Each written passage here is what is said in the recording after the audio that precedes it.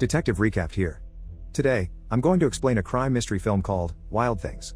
Filled to the brim with deception and betrayal, this film proves that people don't always turn out to be who they say they are. Spoilers ahead. Watch out and take care. For the charming guidance counselor, Sam Lombardo, carnal abuse is something the seniors of Blue Bay High School should know about. To educate the students, Sam invites detectives Ray Duquette and Gloria Perez to give a lecture about the matter. As Ray introduces himself and his partner, one of the students, Susie Toller, shows hostility toward him and rudely walks out of the auditorium. After the lecture, Sam and the detective see Susie immediately walk away as soon as she spots them. Ray informs Gloria that he busted Susie the previous year for possession, while Sam adds that she spent 6 months in Camp 9. Although Susie's reaction is understandable, it's a wonder why she's too nasty towards Ray, considering the fact that she's the one in the wrong. Susie must have felt that she was wrongfully jailed, or maybe, there's more to the story of her arrest than the detective lets on.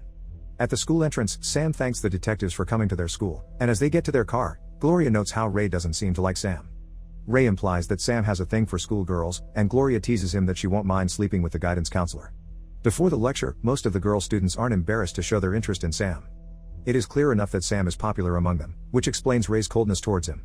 It's not that Ray is jealous, but he thinks Sam is a womanizer who would even prey on his students, a possible threat. One day, Kelly Van Ryan approaches Sam after he's gone sailing with his student, Jimmy. Obviously flirting, Kelly asks the guidance counselor if she and her friend can wash his Jeep for the senior car wash, and Sam says they can. She then asks Sam if he can give her a ride home, saying her mother was supposed to pick her up but didn't show up. Here, Kelly shows that she isn't afraid to go after what she wants, which is Sam. She doesn't even mind teasing him in front of another student, proving that she pays no mind to what others think. Sam seems reluctant to do it, so he offers Jimmy a ride, too.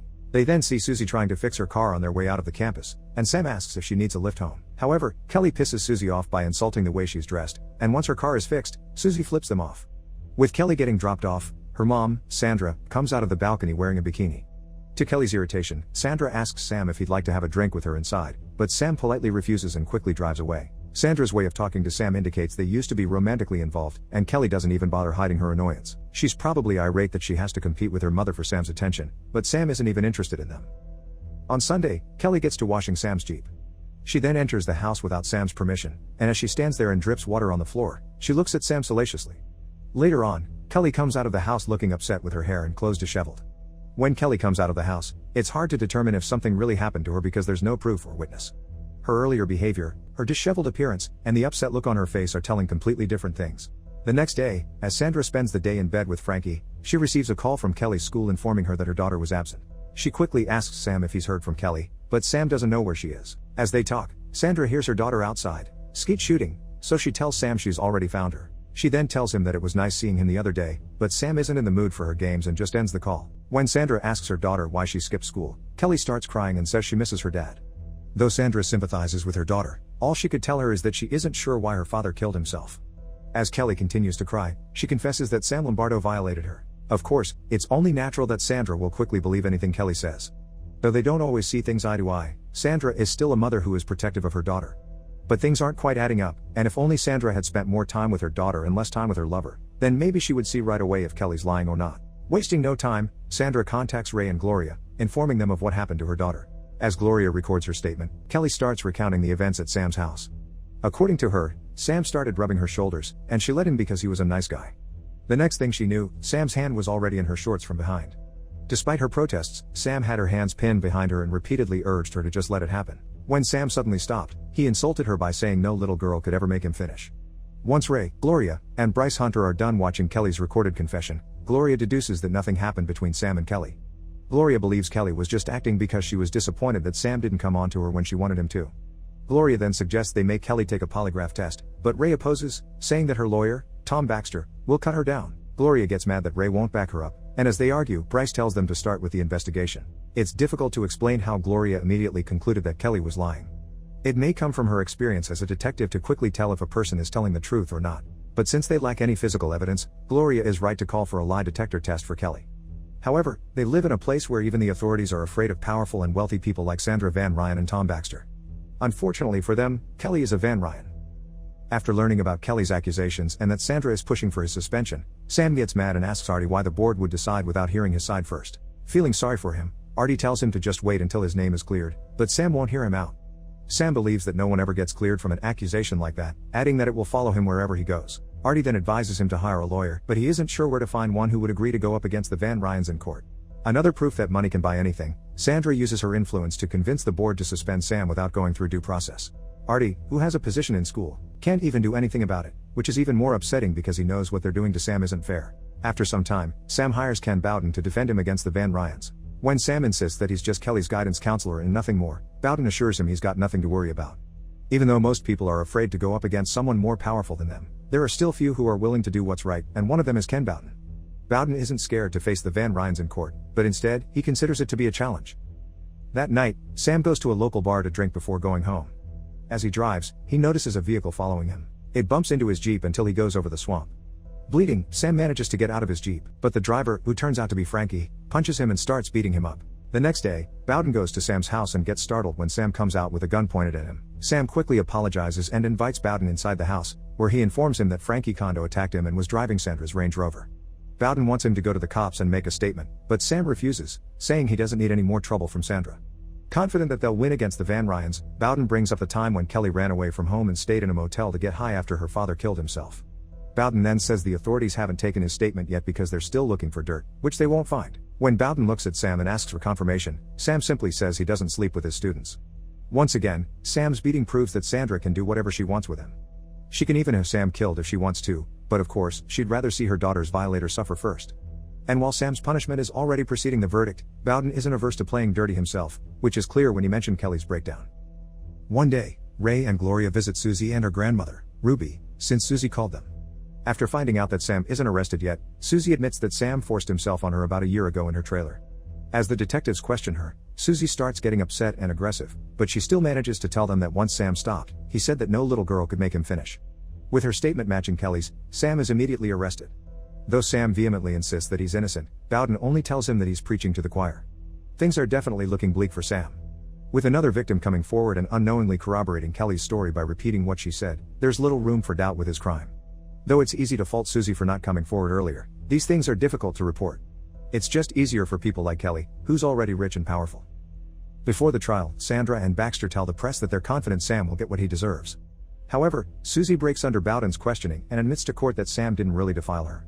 She says she was just pissed at him for not bailing her out of jail when she was arrested for narcotics possession, leaving everyone in court in disbelief. As she continues to confess, Susie also tells the court that Sam didn't sleep with Kelly, either. Kelly's just in love with him and wants to get back at him for sleeping with Sandra. Humiliated and enraged, Kelly gets up and throws a glass at Susie, but she's immediately taken away before she could cause more damage. After the fiasco at court, Bowden celebrates as he plans to file a lawsuit against Sandra.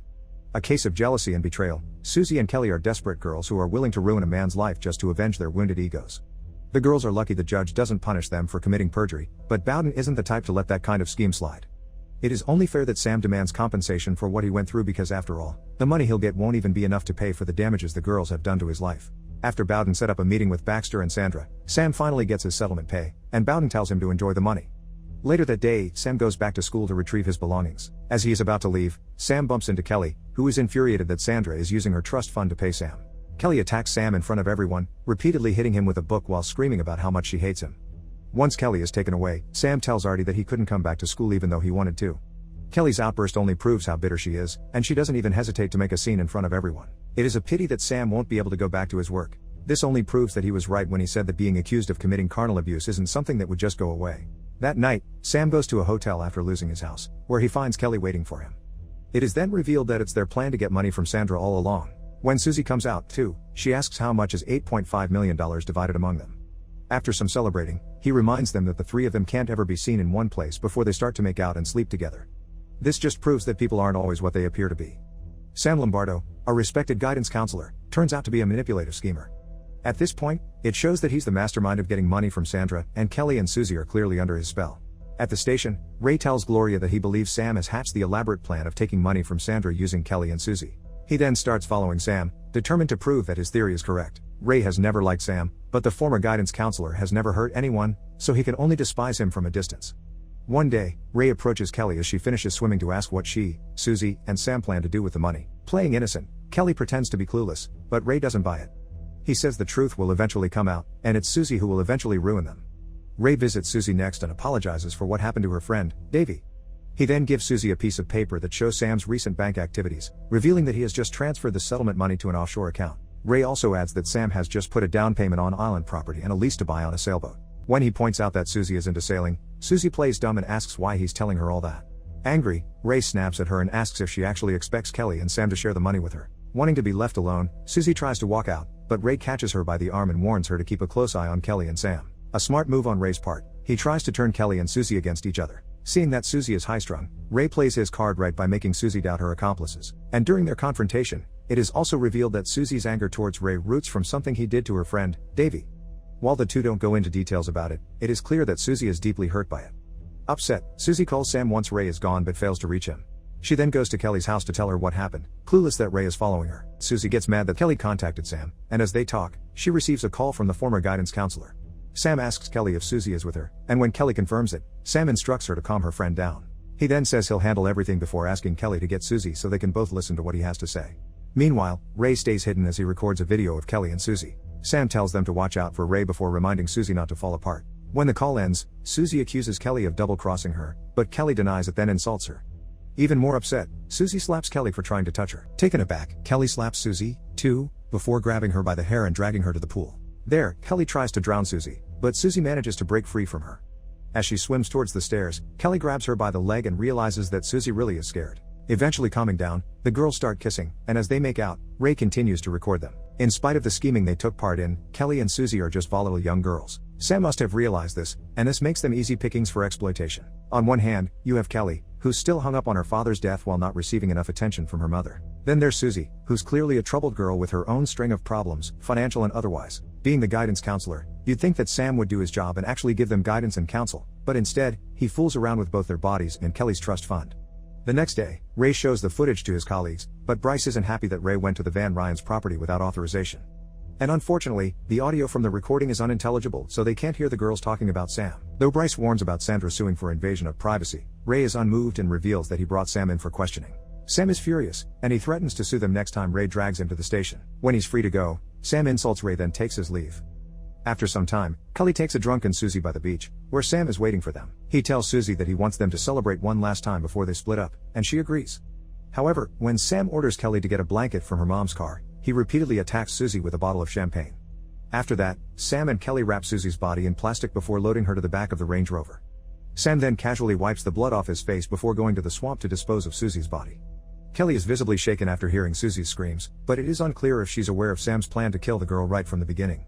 Maybe she thought they were really just going to celebrate by the beach, or maybe she deliberately lured Susie there so Sam could take her out of the equation. After all, Susie's death means more money for Kelly and Sam.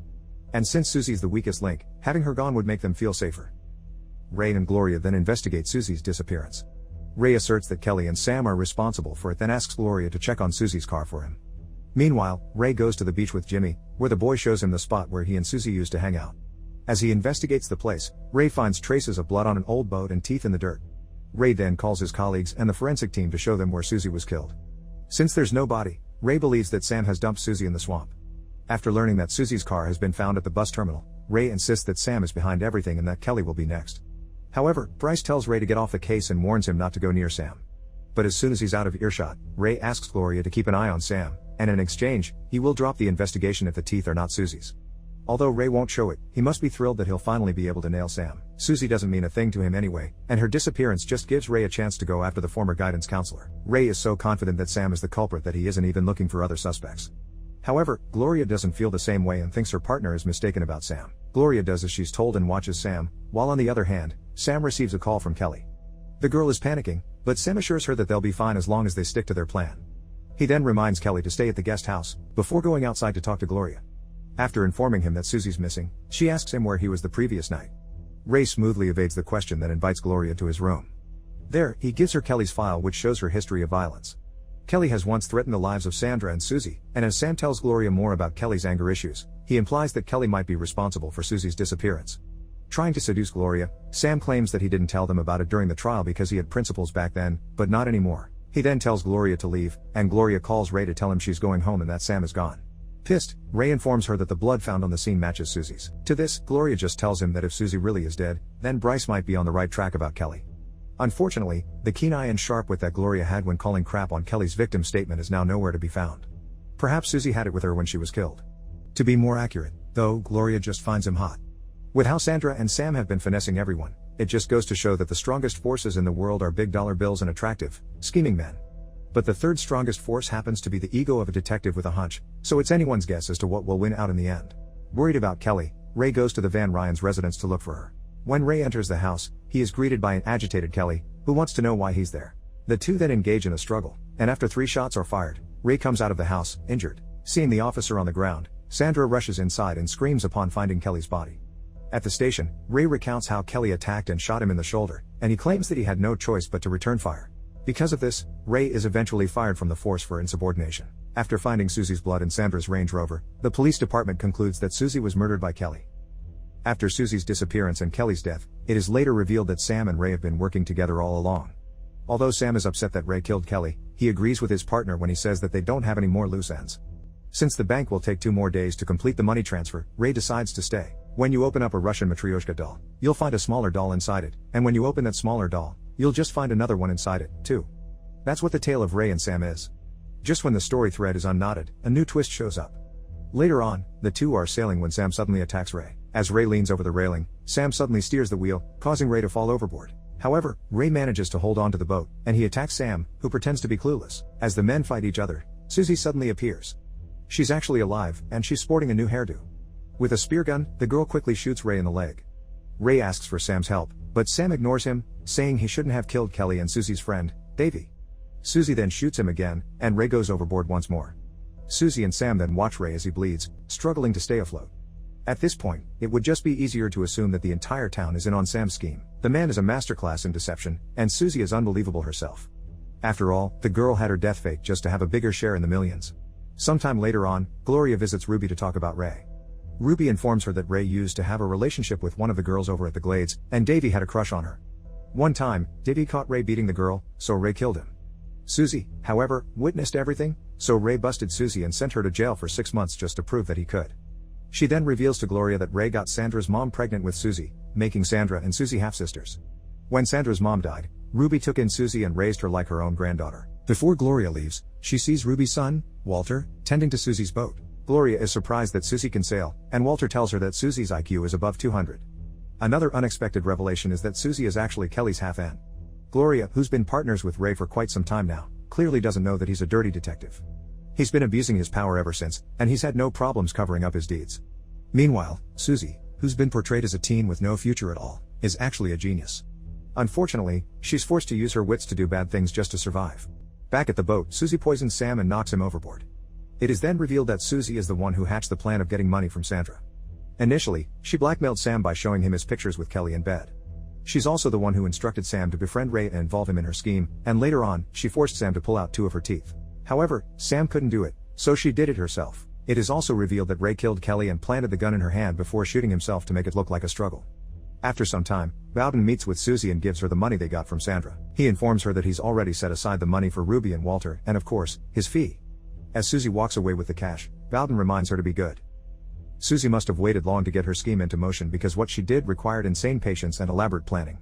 To say that Susie is smart is an understatement, for she has successfully eliminated everyone in her path to get the money. She is also cunning enough to cover her tracks, making sure that nothing goes back to her. For the final twist in this story, Bowden's involvement in Susie's plans shows that one can easily get what they want, if they just know which side to take. Subscribe to watch more videos like this. Turn on notifications. And leave a like, it really helps the channel out. Thank you for watching.